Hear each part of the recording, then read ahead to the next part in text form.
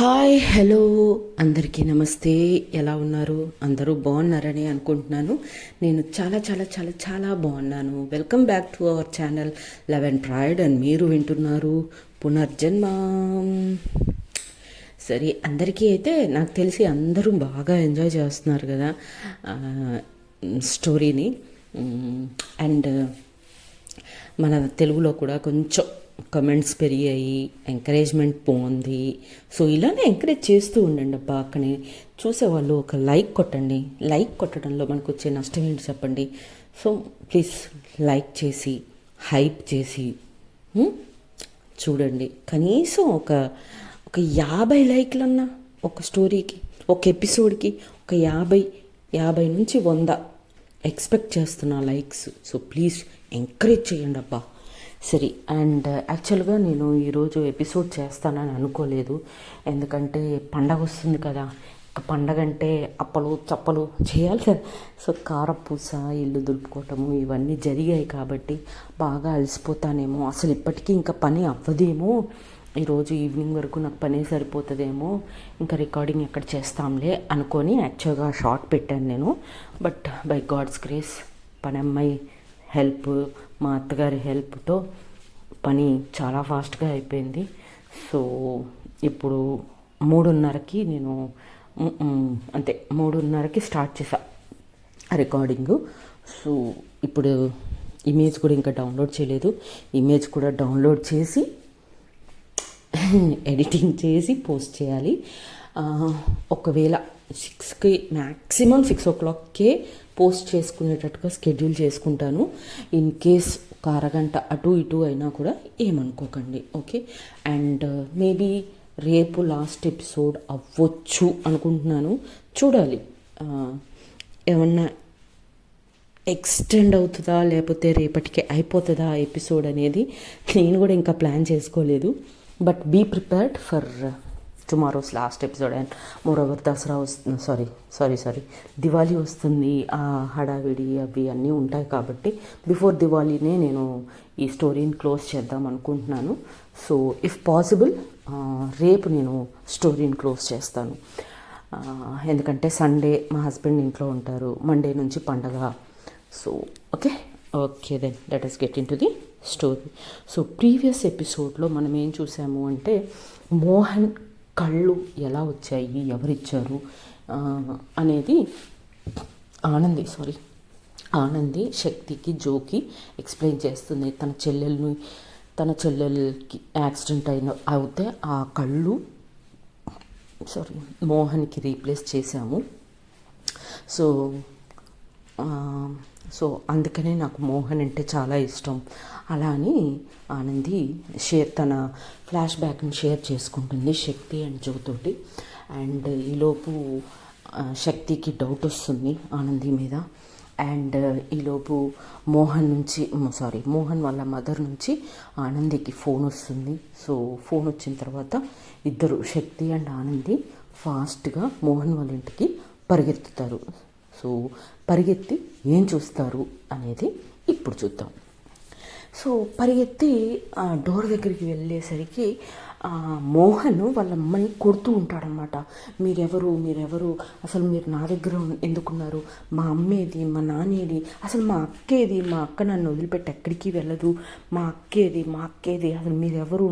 నన్ను మీ ఇంట్లో ఉంచుకున్నారేంటి? అది ఇది అని రక్కేస్తూ ఉంటాడు మోహన్ వాళ్ళ అమ్మని. వాళ్ళ అమ్మ ఏడుస్తూ ఉంటుంది. మోహన్, నేనురా మీ అమ్మని, ఏంట్రా ఏం మాట్లాడుతున్నావురా అని వాళ్ళ అమ్మ ఏడుస్తూ ఉంటుంది అన్నమాట. నువ్వు మా అమ్మవు కాదు, మా అమ్మ వేరే, నువ్వు అబద్ధం చెప్తున్నావు. ఎవరు అంటే శక్తికి ఆనందికి ఏమీ అర్థం కాదు. ఆనంది అయితే ఆ డోర్ దగ్గర అలా ఆగిపోతుంది. శక్తి ఇంకా లోపలికి ఫాస్ట్గా ఉరికొచ్చి ఏమైందక్క అని అడుగుతుంది అనమాట. ఏమో శక్తి తెలీదు, ఇందాక నుంచి షాప్కి వెళ్ళి వచ్చిన దగ్గర నుంచి డిఫరెంట్గా బిహేవ్ చేస్తున్నాడు. అసలు నువ్వు మా అమ్మవు కాదంటాడు, మా అమ్మేదంటాడు, నాన్న కావాలంటాడు, అక్క కావాలంటాడు, ఏంటేంటో మాట్లాడుతున్నాడు, ఏమీ అర్థం కావట్లేదు అనగానే శక్తి ఒక్కసారిగా తనకు అర్థమైపోయి శక్తి ఆనంది వైపు చూస్తాడనమాట. ఆనంది షాక్లో ఉంటుంది. అయితే అది కాదురా మోహన్ అంటే, నువ్వెవరు, మోహన్ ఎవరు అసలు అని శక్తిని అంటాడనమాట. శక్తిని అనేసరికి మోహన్ శక్తి కూడా శక్తికి ఏం చేయాలో అర్థం కావట్లా. తర్వాత ఆనంది అనగానే ఆనంది అని వెంటనే వెనక్కి తిరిగి మోహన్ అక్క అనుకుంటూ గట్టిగా పరిగెత్తుకుంటూ వెళ్ళి వాళ్ళ అక్కని కౌగిలించుకుంటాడనమాట. ఏంటక్క ఎక్కడికి వెళ్ళిపోయావు, నన్ను వదిలేసి, వీళ్ళంతా ఎవరు, నన్ను మోహన్ మోహన్ అంటారేంటి అని క్వశ్చన్ల మీద క్వశ్చన్లు వేస్తూ ఉంటాడు మోహన్.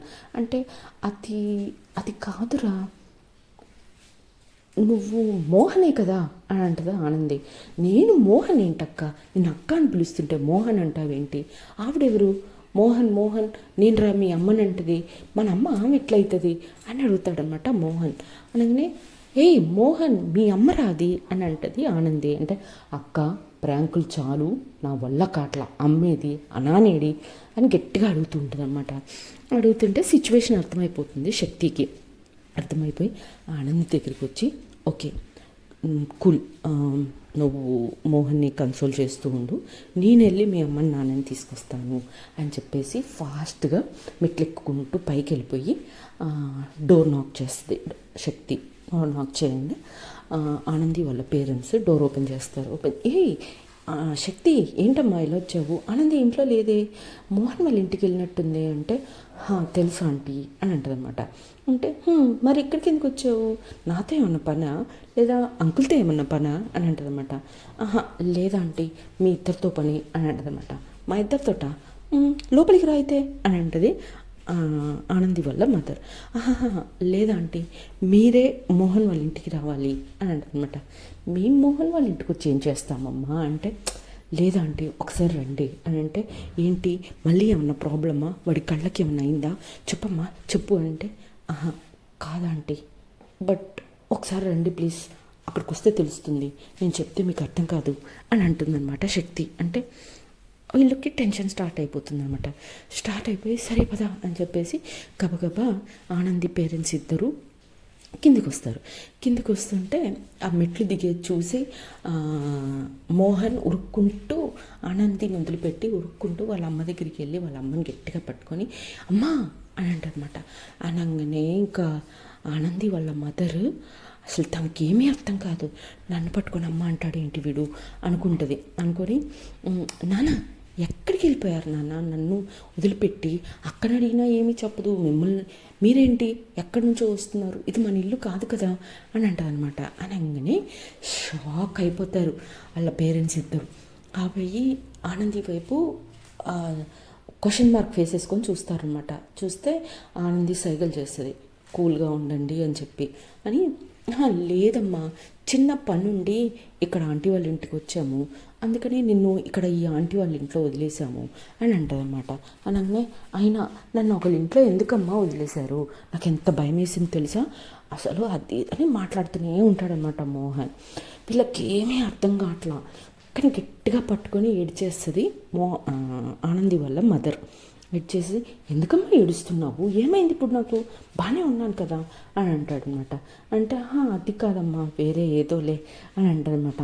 సరే ఇంకా నాకు ఇక్కడ అదో రకంగా ఉందమ్మా, ఇంటికి వెళ్ళిపోదాము అని అంటదనమాట. అలాగనే వెళ్దాం అక్క ఏంటి అక్కడ మాట్లాడుతున్నావు, రా వెళ్ళిపోదాము మన ఇంటికి వెళ్ళిపోదాం అని అంటదనమాట.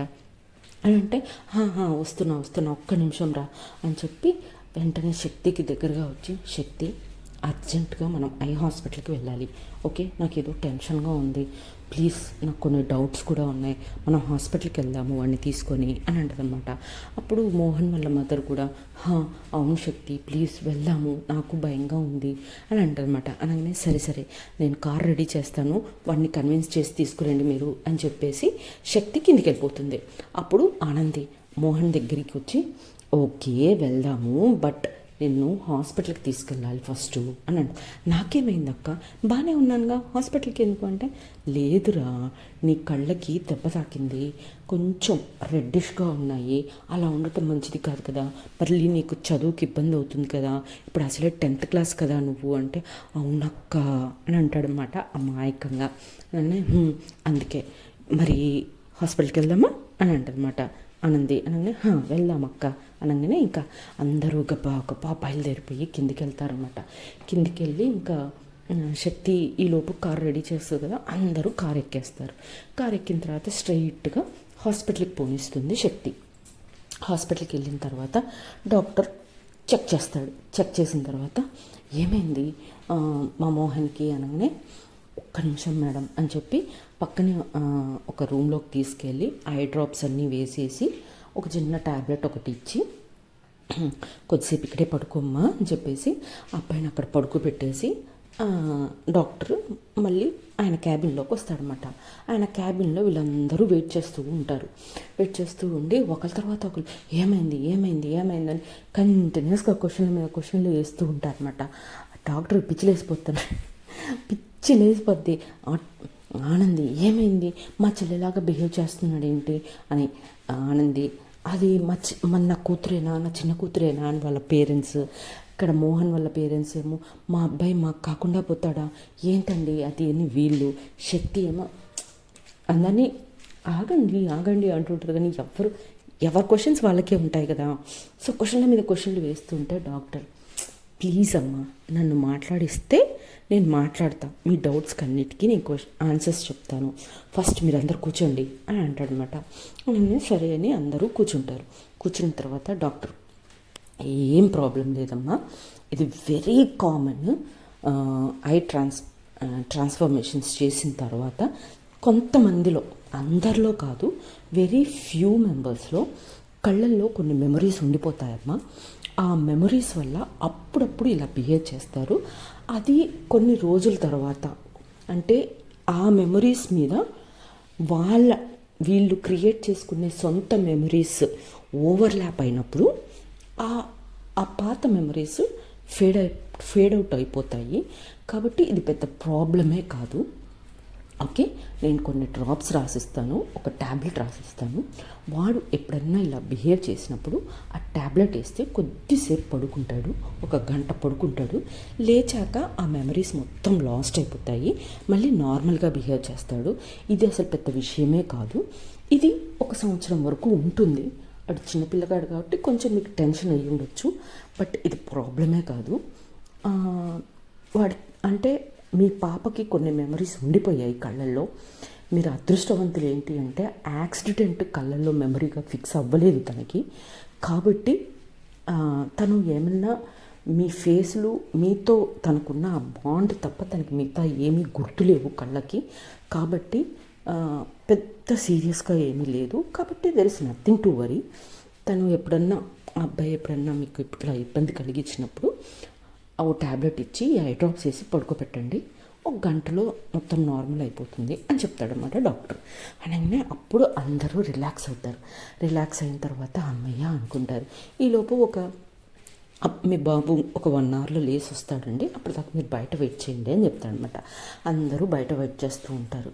ఈలోపు ఒక 1 అవర్ తర్వాత మోహన్ హ్యాపీగా లేచి ప్రశాంతంగా లేచి బయటకు వచ్చి అమ్మి ఇది అని నర్సుని అడుగుతాడనమాట.